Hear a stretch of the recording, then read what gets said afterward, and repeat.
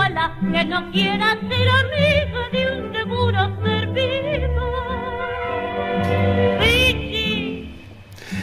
Saludos, muy buenas tardes y bienvenidos a nuestra cita con la cultura aquí en Onda Cero Vega Baja, en esta tarde en el que hemos tenido oportunidad de escuchar un sonido que nos devuelve a otro tiempo, nada más y nada menos que a la gran Celia Gámez y su Pichi de las Leandras. Y ustedes se preguntarán, ¿y esto qué tiene que ver? Bueno, pues tiene mucho que ver con lo que vamos a contarles en los próximos minutos, porque hoy, para comenzar nuestro programa, nos acompaña José Antonio Muñoz Grau, que muchos de ustedes me imagino que le conocen, y le conocen además en los últimos tiempos por esos libros que ha publicado y que particularmente este último, que tiene por título Pincelito, pues le está llevando prácticamente por toda España, contando la historia de este personaje tan singular. José Antonio, buenas tardes. Hola, buenas tardes. Bueno, tenemos que utilizar esta canción porque tiene mucho que ver con la historia de Pincelito, ¿no? Sí, bueno, Celia Gámez entonces era pues una estrella espectacular para la época. Uh-huh. A la Orihuela del Teatro Circo iba gente de toda la comarca, cuando la revista, en este caso Las Leandras, pues... Y esa noche ocurrió un hecho que cambió la vida de Ramón Velasco Cases, Pincelito, y cambió la vida a muchísima gente en la comarca. Esa noche le ocurrió un hecho en el Teatro Circo que determina toda su vida, toda la historia que hay en torno a la novela y a la figura de Pincelito. Y efectivamente Pichi es un poco... la canción que va a estar ahí presente en el libro, vamos, presente en la cabeza de todo el que vaya leyendo el libro, ¿no? Claro. Con ello, estás prácticamente ahora mismo de promoción por toda España, donde estás siendo acogido pues muy bien la historia que cuentas de este personaje. Cuéntanos un poco cómo te va. Bueno, va muy bien. La editorial dice que el libro va estupendamente, uh-huh. Así me lo dicen, porque por contrato hasta final de año no me pasan cifras y esas cosas, ¿no? Firmamos un contrato de 5 años y este verano hemos estado promocionándolo en Mérida, en Alcázar de San Juan, para toda Ciudad Real. Pues se emitió desde allí, pero para toda Ciudad Real, a través de Onda Cero, precisamente. Uh-huh. Y estuvimos en León, estuvimos en Burgos y estuvimos en Soria. Y la gente es generosísima y el libro ha tenido mucha acogida. Era muy curioso, es una historia de España, no es una historia de la comarca, es historia de España y es un trocito de esa historia que hizo que la guerra civil fuera todavía más dura de lo que ya supone una guerra, ¿no? Con un personaje duro, tremendo, y que, como te decía, pues empezó todo esa noche de las Leandras y le cambió la vida a muchísima gente, entre ellos, lógicamente, a todos los que aparecen como víctimas en esa novela. Y la obra, que la pregunta, va fenomenal. El libro, vamos esta semana a estar en la Vega Baja, lo presentamos mañana en Callosa, el sábado lo presentamos en Rojales, ya hay gestiones para hacerlo en COS, en fin, vamos a estar presentándolo allá donde nos llamen, uh-huh. A contar la historia. Claro, esto te está permitiendo interactuar, que es lo que un autor siempre pretende, ¿no? Una vez que ha terminado su obra y se expone, se publica, es cuando empieza uno pues a recibir cosas. ¿Qué es lo que más te está impresionando, digamos, de la reacción del lector ante tu obra? Bueno, la gente ve una novela dura, es una novela dura, no más que un telediario, Pepe. Es decir, pones un telediario y uh-huh. Este señor brasileño que ha hecho este disparate, sí, a una familia, por ejemplo, esas cosas que te quedas, pero es una novela dura, pero yo tengo una forma de escribir, como una literatura que hace que el que lo lee visualiza las escenas, utilizo muchas imágenes literarias, muchas, y entonces... si ya fue duro para mí visualizar todo eso, yo vivo aquí en Torrevieja gran parte del año y la escribí aquí, uh-huh. Necesitaba bajar a la playa, o sea, coger aire, me asfixiaba, son escenas que consigo en el detalle, con grabaciones de personas que vivieron aquello más o menos con 16, 15 años, entonces que tenían ahora pues 94, 95, 96 años. y ya han desaparecido 3 de las personas en todo este tiempo, de las 3 que hago entrevistas, y es una novela francamente dura, pero vamos, si pasas de esos 40 o 50 primeros hojas, la novela te traga, te lleva, no la puedes soltar, es decir, lo que me dice la gente, te comento lo que me dice la gente, y es una novela que no deja indiferente a nadie, porque te hace reflexionar mucho sobre lo que es la guerra, la necesidad de hacer memoria histórica, la necesidad de alguna manera implicarse en hacer esa memoria histórica, que es en definitiva más o menos lo que yo pretendo con mis 2 novelas. Son distintas. La primera era una historia parecida a Oskar Schindler, aquel oriolano que durante la guerra civil salvó la vida a tantas y tantas personas, y ahora nos encontramos con un hombre que era un sicario que mató, fue una especie de hombre del saco en 5 meses que duró hasta que lo cogen, ¿no? Y tal, ¿no? Pero en 5 meses fue el terror, él y su banda, de toda la comarca. Estamos hablando, por tanto, de unos hechos que sucedieron realmente, de un personaje que existió y que se llamaba, ¿cómo se llamaba, Pincelito? El Ramón Velasco Cases, era de un aperador, arreglaba aperos de labranza, hacía sillas, un pequeño carpintero que nació y vivió en muy pocos años, porque él murió joven, pero vamos, nació y vivió en Benejúzar. Nació y vivió en Benejúzar, y su historia, bueno, pues todavía te la han narrado en primera persona gente que tuvo oportunidad de conocer sus atrocidades, ¿no? Sí, yo escribiendo la otra novela, la del Republicano, que te comentaba antes, recibí de una persona a la que le tengo mucho cariño, porque estábamos los 2 enfermos cuando la novela del Republicano, y los 2, él en México, yo aquí, él me mandaba información de las 2, y nos animábamos a llegar por lo menos a la presentación de la primera, que a la que llegué yo, pero él no llegó. La semana antes de la presentación, él murió del corazón y tal, pero toda esa información se la debo, digamos, el enganche para esta historia se la debo también a Santos Escarabajal.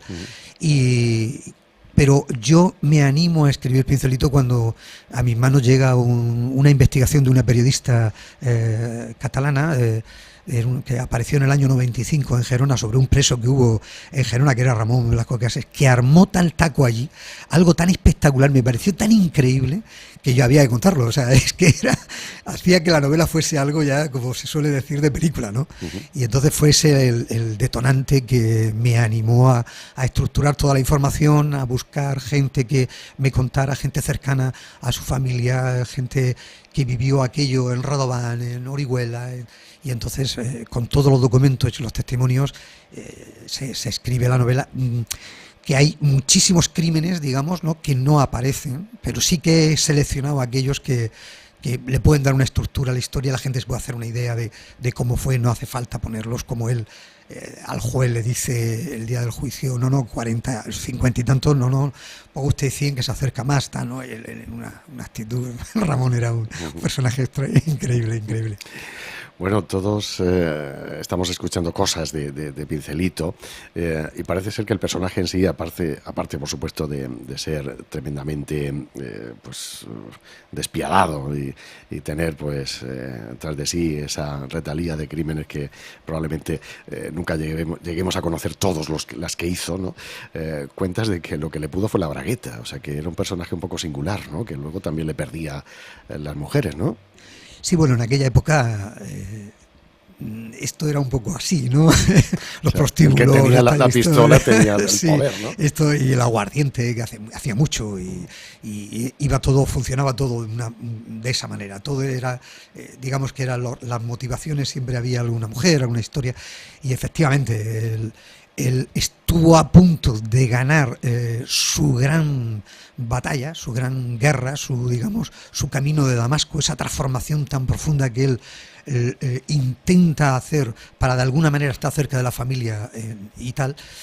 Pero evidentemente las novias, las mujeres que va conociendo a lo largo de su vida, al final todo eso le puede, ¿no? Es lo que al final delata. Pero fue una casualidad, es que es una historia tan fina, tan bien hilada la suya, sí, que son detalles, parece que van pasando por la vida de uno, y al final son los detalles los que le dan sentido a lo que va a pasar, ¿no? Bueno, claro, no queremos destripar nada de la historia, pero estamos un poco dibujando, Sí. perfilando a un personaje singular que nos demuestra que esa época de la que en muchas ocasiones, muchos pretenden que no se hable por decir esto, hay que cerrar páginas y heridas, te ha ocupado los dos libros que has publicado, uno, Un republicano, en la Orihuelica del Señor, y ahora Pincelito. Dos personajes que no tienen nada que ver. El uno, obviamente, como has descrito antes, es una especie de Schindler en Orihuela y que tiene que pelear ante las represiones franquistas, y este otro está en el otro extremo, con lo que llegamos a la conclusión de que barbaridades se cometieron, y muchas por todos los lados, ¿no? Sí, además, fíjate, ¿no? En el momento de Pincelito, el momento que tiene en Orihuela Pincelito, estaba el alcalde Paco Oltra, que algún día habrá que reconocerle. Paco Oltra se empeñó en que no se matara a nadie en Orihuela. Era un empeño personal. De hecho, él personalmente salvó a todos los franciscanos del convento, que sabemos que existe a la salida hacia Murcia, ¿no? Y son los franciscanos los que en el año 70 y tanto escriben un libro homenaje al alcalde socialista Paco Oltra, recordando y dando detalles de cómo les salvó la vida a todos. Es decir, en Orihuela no querían. De hecho, Jesús María era una cárcel, pero no era una cárcel. Allí lo que hacían era esconder a la gente para alejarlas de estas bandas y de estas historias, ¿no? Y ahí estaba Paco Díez, que fue el primer crimen, 25 de agosto del 36, de Pincelito, lo matan ahí a la salida de Bigastro y tal, ¿no? Es decir, no se quería matar a nadie. Todo ocurre de esta manera, ¿no? Es decir, gente que pagaba, y gente a la que le pagaban. En la puerta de Jesús María, un tal Edao, con la familia del que estaba esa noche en la puerta de Jesús María, por 10 pesetas, pues les abrió las puertas y llegaban camiones, se llevaban los curas y los mataban, y esto, ¿no?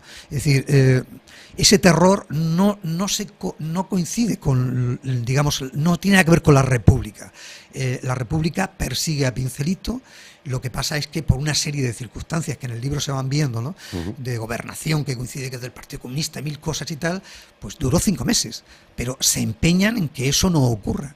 Aún así, ocurrió, pudo haber ocurrido mucho más, lógicamente, pero hubo un empeño de que de hecho, el primer crimen que se comete en Orihuela es mayo, aún ni siquiera había estallado la guerra, y lo comete Falange, los pistoleros que había por la huerta y todas estas historias para reprimir a la gente que quería votar, reprimir y meter miedo y estas cosas, ¿no? Pero en Orihuela hubo ese momento de que no se protegió a la gente, pero mira, estas cosas pasaron, ¿no? Había gente que sí que estaba empeñada en que eso ocurriera.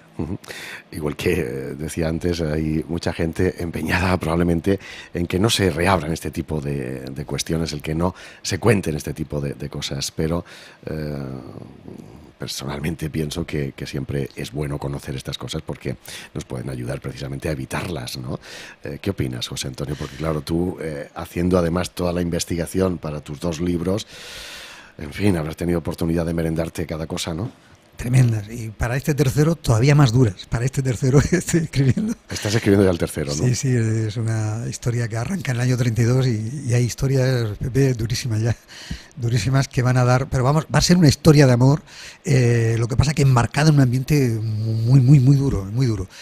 Pues es cierto, mi abuelo le cayeron 2 penas de muerte, era guardia municipal durante la República, y desde muy chiquitín yo oía estas cosas. A él le salvaron sus 3 hermanas, que eran monjas, se fueron a Málaga con una carta del obispo y se lo trajeron, y yo gracias a eso conocí a mi abuelo, y él fue el que me fue contando este tipo de historia. Desde muy pequeño yo he tenido esa curiosidad por investigar esto, y efectivamente las víctimas yo las respeto, y cuando alguien no ha querido que yo le pusiera un micro para esa grabación, las víctimas que han sufrido ya han sufrido bastante, tienen el derecho de olvidar y que las dejemos en paz, eso está claro, y ayudarles en todo caso a que pasen eso, a que ponernos a disposición. Ahora, el resto de las personas tenemos la obligación, ya no el derecho, la obligación de que estas cosas de manera pedagógica y con respeto tanto a unos y a otros, porque la guerra al final son todo víctimas, con respeto tratarlas y hacer memoria histórica para que nunca más vuelva a ocurrir. Y en eso yo creo, yo siempre digo que después de mi enfermedad me han dado una prórroga y me gustaría aprovecharla en hacer esa pequeña memoria histórica que le debo a mucha gente que he ido conociendo a lo largo de mi vida y que porque no han tenido los medios, por miedo o por lo que sea, pues no han podido contarlo.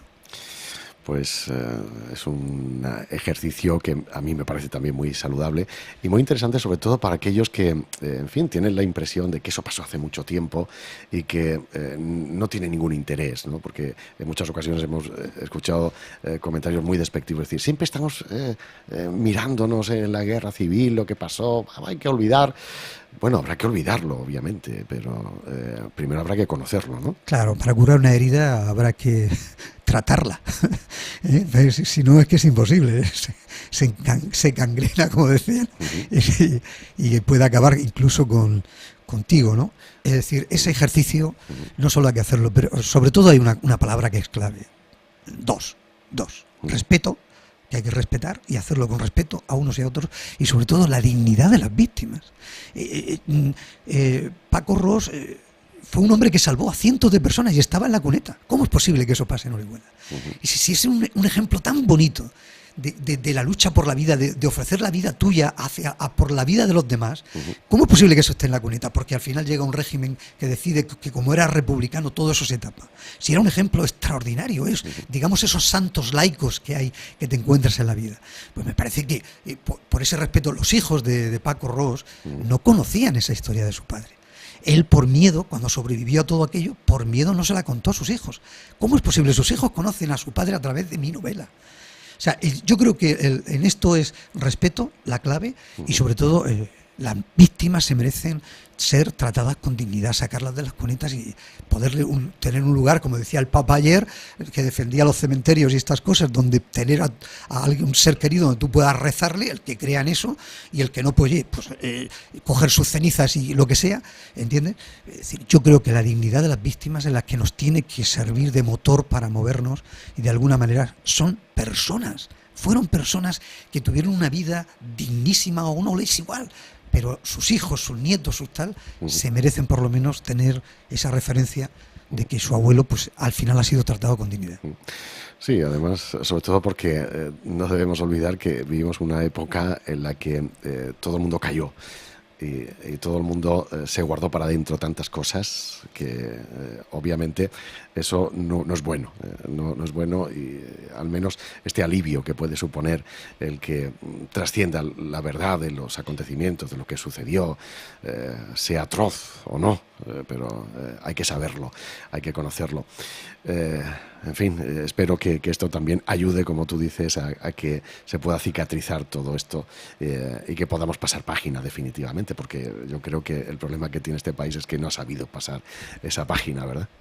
Está claro, es decir, yo creo que esa página hay que pasarla, pero hay que pasarla con respeto y con dignidad, y pasarla. Evidentemente se trata de pasarla, no de estancarnos en esto toda la vida. Llevamos aquí un puñado de años con este época tema tan terrible que...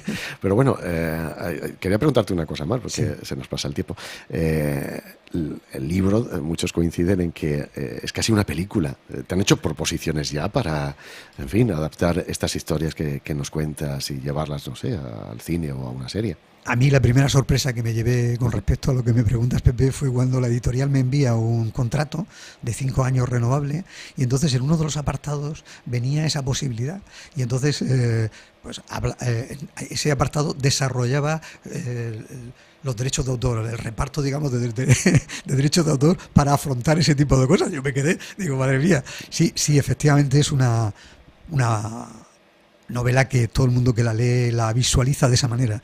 Es que es una aventura espectacular. Es que Ramón, al margen de que fuera lo que fuera, quien lo lee, que ya verá el trato exquisito que se le da a todos los personajes que aparecen en la novela, ese trato que se le puede dar, cada uno es como es y punto, y ya está, ¿no? Pero Ramón es que protagoniza una aventura increíble, o sea, lo que ya no son los crímenes que ocurren prácticamente en el primer capítulo y tal, pero ahí hay 3 capítulos que es una historia espectacular.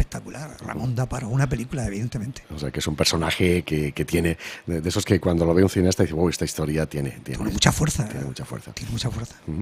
Y ahora, bueno, ya nos has avanzado que sigues trabajando, estás en la brecha con el tercer libro, que también nos lleva a la misma época, ¿no? Y ¿Nos puedes contar algo? Muy poco, es decir, pero sí es cierto que investigando en el archivo municipal de Orihuela, me encontré con un pleno que hubo por los años 32 y tal, que trataba una serie de cuestiones y una de ellas, evidentemente, era la puntita que empezó a tirar de ese hilo y me he encontrado con una historia de amor espectacular.